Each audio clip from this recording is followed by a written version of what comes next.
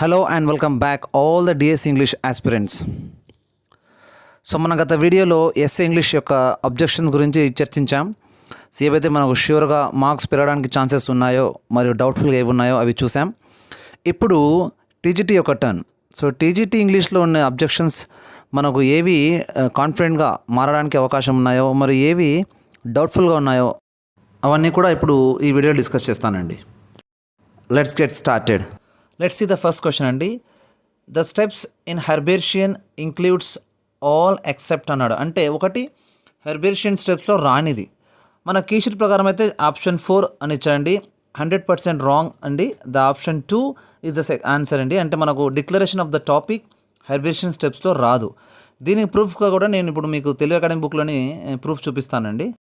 So మీరు క్లియర్గా చూడవచ్చు స్క్రీన్ మీద డిక్లరేషన్ ఆఫ్ ద టాపిక్ ఇందులో రాదు, మిగతావన్నీ వస్తుందండి. ఇది మిస్టేక్ అన్నారు, సచ్ ఎ బ్లండర్ అంటారండి. సో ఆప్షన్ 2 పెట్టిన ప్రతి ఒక్కరికి మార్క్ యాడ్ అవ్వబోతుంది. అండ్ ఆప్షన్ 4 పెట్టి ఇప్పుడు ఆల్రెడీ మార్క్ వచ్చినట్లయితే వాళ్ళకి తగ్గుతుంది. Move on to the next question అండి. ఇక్కడ క్వశ్చన్ చూడండి. Select the incorrect statement about the concept of after 20 years. మనకి ఇదే టాపిక్లో ఎస్ఏ ఇంగ్లీష్లో కూడా రాంగ్ ఇచ్చాడు, టీజీటీలో కూడా రాంగ్ వచ్చేస్తుందండి. చూడండి ఒకసారి ఇన్కరెక్ట్ స్టేట్మెంట్ మనం ఫైండ్ అవుట్ చేయాలి. బట్ ఇచ్చిన 4 ఆప్షన్లు కూడా కరెక్ట్గా ఆ స్టోరీకి మ్యాచ్ అవుతున్నాయి. అప్పుడు ఇన్కరెక్ట్ ఆప్షన్ ఇందులో లేదు. మరి ఇది కూడా అందరికీ మార్క్ 100% రావాలి నా అనాలిసిస్ ప్రకారం. కీలో చూసినట్లయితే ఆప్షన్ 2 కరెక్ట్ అని ఇచ్చాడండి. ఆప్షన్ 2 ఇన్కరెక్ట్ అన్ స్టేట్మెంట్ అని. ఎలా అవుతుందండి చూడండి. The title symbolises the passage of time and the diverging parts of the characters. 100% ఇది కరెక్ట్, బట్ ఇన్కరెక్ట్గా ఇచ్చాడు. థర్డ్ ఆప్షన్ అనేది కాస్త మ్యాచ్ అవుతుంది ఇక్కడ ఇన్కరెక్ట్. ఎందుకంటే the story takes place exactly 20 years before the event of the past అన్నాడు. ఇక్కడ after the events of the past అనాలి. ఇది ఇన్కరెక్ట్ కావచ్చు, చూద్దాం మరి. కాన్వర్జేషన్ పోయం గురించి one of the following is the dominant literary aspect used in the poem అని ఇచ్చాడు. అంటే ఈ ఆప్షన్స్లో ఏవి ఎక్కువగా లిటరీ డివైస్ యూజ్ చేశారని. ఆప్షన్ 4గా ఇచ్చాడు కీలో. ఎంజాయ్మెంట్, ఎస్ కరెక్ట్, 100 ఎంజాయ్మెంట్ ఉంది. బట్ అదొక్కటే ఇస్తే కరెక్ట్. బట్ ఇక్కడ ఇంకో ఆప్షన్ కూడా సూట్ అవుతుంది. అది వచ్చేసి మనకు option 2 symbolism. Actually central theme of the poem is symbolism. Symbolism మీదనే ఎక్కువ ఫోకస్ ఉంటుంది. అతను ఆ నెరేటర్ ఇచ్చే ఆన్సర్స్ కానీ అక్కడ నుంచి ఆ లేడీ అడిగే ప్రశ్నలకు ప్రతి ఒక్కటి కూడా ఇక్కడ సింబోలిజమే ఉంటుంది, కానీ ఎంజాయ్మెంట్ గురించి డామినెంట్ ఉండదు.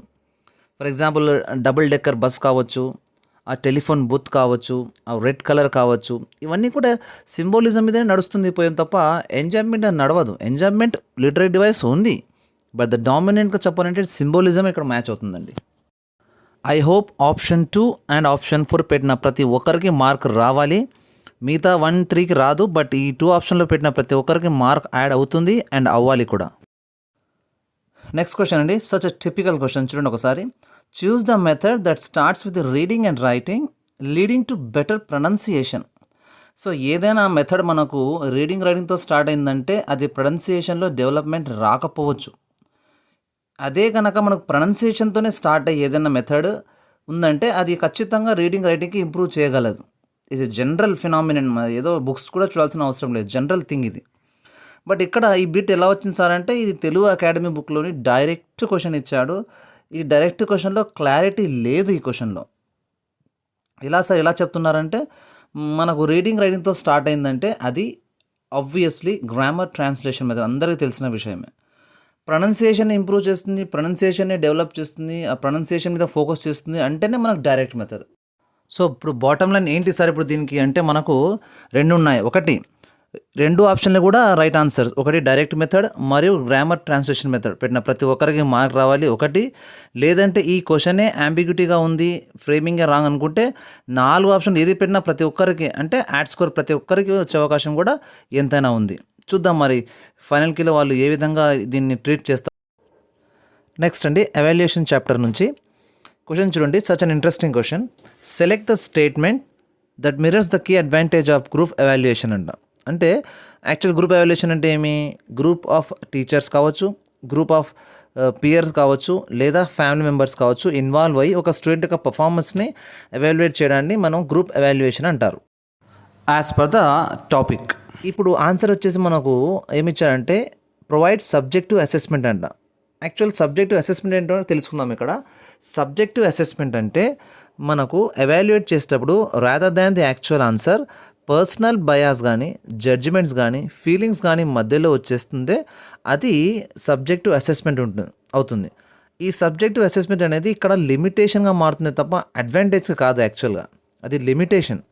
అది గ్రూప్ ఎవాల్యుయేషన్ కావచ్చు, పియర్ ఎవాల్యుయేషన్ కావచ్చు, సెల్ఫ్ ఎవాల్యుయేషన్ కావచ్చు. యాక్చువల్లీ సబ్జెక్టివ్ అసెస్మెంట్ అంటేనే అది లిమిటేషన్. మరి ఆన్సర్ ఏంటి దీనికి అంటే ఫోర్త్ ఆప్షన్ క్లియర్గా ఉంది మనకు. Offers comprehensive view of skills and knowledge అని ఉండాలి. అంటే మనకు మల్టీ డైమెన్షనల్గా ఒక స్టూడెంట్ యొక్క పర్ఫార్మెన్స్ని మనం ఎవాల్యుయేట్ చేయడమే గ్రూప్ ఎవాల్యుయేషన్ యొక్క actual advantage. So option 4 is the right answer. 3 కాదు, అది 4గా కీలో మారుతుందని నేను భావిస్తున్నాను. అండ్ మారాలి కూడా.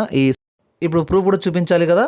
సో ఇది వచ్చేసి మనకు ఎవాల్యుయేషన్ చాప్టర్లో తెలుగు అకాడమీ బుక్లో నుంచి గ్రూప్ ఎవాల్యుయేషన్లో 4-5 పాయింట్స్ ఇచ్చాడు. ఇక్కడ చూడండి, కాంప్రహెన్సివ్ అసెస్మెంట్ ఆఫ్ స్కిల్స్ అని ఇచ్చాడండి. ఇప్పుడు కాంప్రహెన్సివ్ వ్యూ అని అక్కడ క్వశ్చన్లు ఇచ్చారు. సో ఆప్షన్ 4 అనేది కరెక్ట్, కానీ 3 అనేది కరెక్ట్ ఆన్సర్ కాదు. చూద్దాం మరి ఏమవుతుందో ఫైనల్ కీలో. Let us move on to another question అండి. ఇది కూడా మనకు తెలుగు అకాడమీ బుక్ నుంచి స్ట్రైట్గా దిగిన క్వశ్చన్ అండి. క్వశ్చన్ చూస్తే, choose the correct sub skill that involves framing sentences with the right tense forms of the verbs. అంటే right tense forms of the వర్బ్స్తో సెంటెన్స్ ఫ్రేమ్ చేసినట్లయితే అది దేన్ని సూచిస్తుంది అంటే ఇక్కడ గ్రామర్ని సూచిస్తుంది, కానీ సింటాక్స్ని కాదు. Syntax is a word order in a sentence. Subject, verb, object ఇది సింటాక్స్కి వస్తుంది. అంటే మనకు వర్డ్ ఆర్డర్. ఇక్కడ సూటబుల్ ఫార్మ్స్ ఆఫ్ వర్బ్స్ ఇచ్చాడు. వర్డ్స్ అంటే మేబీ రావచ్చు, కానీ ఒక ఎగ్జాంపుల్తో నేను చెప్పడానికి ట్రై చేస్తానండి. చూడండి ఇక్కడ, for example she dash cook everyday ఉన్నప్పుడు మనకు ఆన్సర్ వచ్చేసి షీ కుక్స్ వస్తుంది. అంటే సూటబుల్ ఫార్మ్స్ ఆఫ్ టెన్స్ ఫామ్తో మనం సెంటెన్స్ ఫ్రేమ్ చేయాలంటే, ఫర్ ఎగ్జాంపుల్ ప్రజెంట్ కంటిన్యూస్ అనుకోండి బ్రాకెట్లో, మనం దాన్ని షీ ఈజ్ కుకింగ్ నౌ అని చేంజ్ చేస్తాం.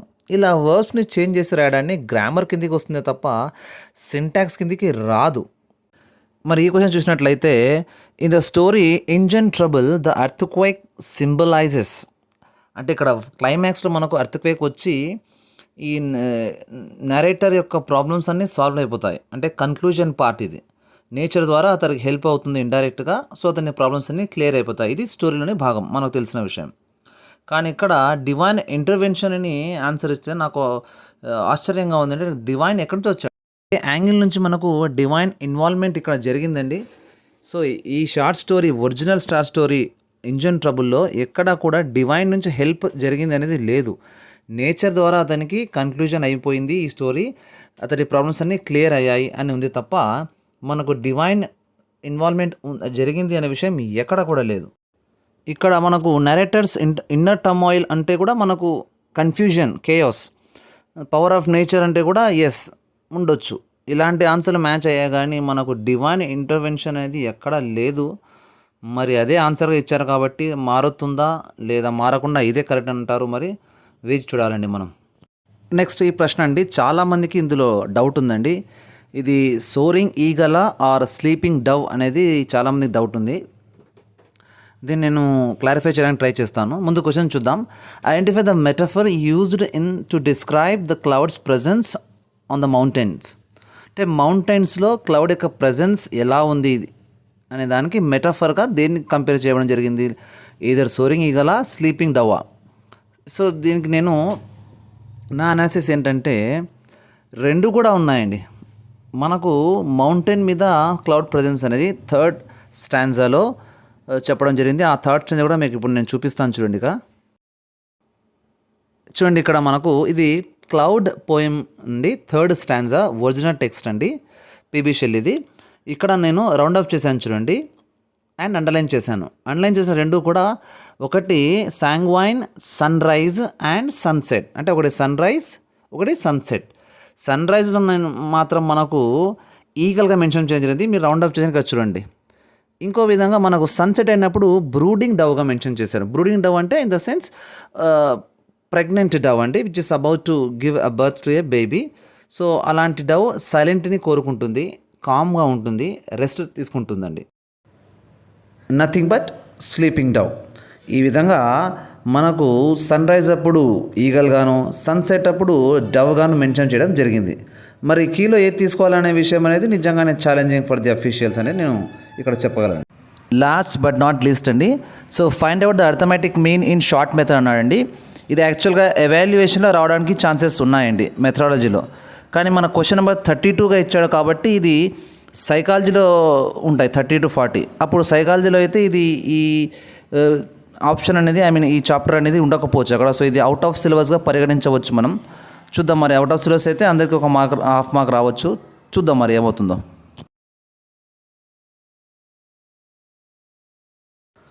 సో ఈ చిన్న చిన్న చేంజెసే మనకు పెద్ద చేంజెస్ తీసుకొస్తుందండి ఆస్పిరెంట్స్ కోర్స్లో.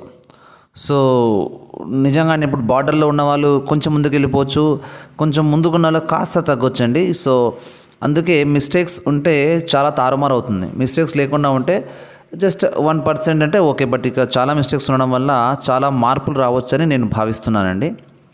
అండ్ కట్ ఆఫ్ గురించి చాలామంది ఎక్స్పెక్టెడ్గా సోషల్ మీడియాలో షేర్ చేసుకుంటున్నారండి. కట్ ఆఫ్ అనేది ఫైనల్కి తర్వాత కొంచెం ఎక్స్పెక్ట్ చేయొచ్చేమో, కానీ ఫైనల్కి కంటే ముందే చాలామంది ఎక్స్పెక్ట్ చేస్తున్నారంటే నిజంగా అది అత్యుత్సాహం అండి. ఎందుకంటే మనకు ఫైనల్కి రాలేదు, మార్క్స్ ఏది మారుతాయో తెలియనప్పుడు అదే మార్క్స్ని ఫైనల్ అనుకొని మనం ఎక్స్పెక్ట్ చేయడం అనేది చాలా తప్పండి. ఫైనల్కి రిలీజ్ అయిన తర్వాత బహుశా ఈరోజు రేపు రిలీజ్ అవ్వచ్చు, అప్పుడు మనం కట్ ఆఫ్ గురించి కాస్త ఎక్స్పెక్ట్ చేయొచ్చు. సో నేను కూడా వీలైతే ఎక్కువ సమయం పడుతుంది మనకు మెరిట్ లిస్ట్ వచ్చే వరకు అంటే కట్ ఆఫ్ గురించి చాలామంది వరీ అవుతున్నారు. సో జస్ట్ మనకు అంచనా వేసుకోవడానికి కావాలంటే నేను గూగుల్ ఫామ్ తయారు చేయాలనుకుంటున్నానండి. నేను డిస్క్రిప్షన్లో పెడతాను. ఆ గూగుల్ ఫామ్ ద్వారా మీ యొక్క కేటగిరీ, డిస్ట్రిక్ట్ని, మీ యొక్క మార్క్స్ అక్కడ ఎంటర్ చేసినట్లయితే కొంచెం డేటా తీసుకున్న తర్వాత చూద్దాం కాస్త మనకు ఎంతవరకు కట్ ఆఫ్ ఉండొచ్చు డిస్ట్రిక్ట్ వైజ్ అన్నట్టు. సో నేను ట్రై చేస్తాను అండి, నేను చేయాలనుకుంటున్నాను. చూద్దాం మరి ఎంతవరకు వర్కౌట్ అవుతుందో. So that's all for today's session. Thank you so much for watching and have a great day. See you in the next video. Thank you.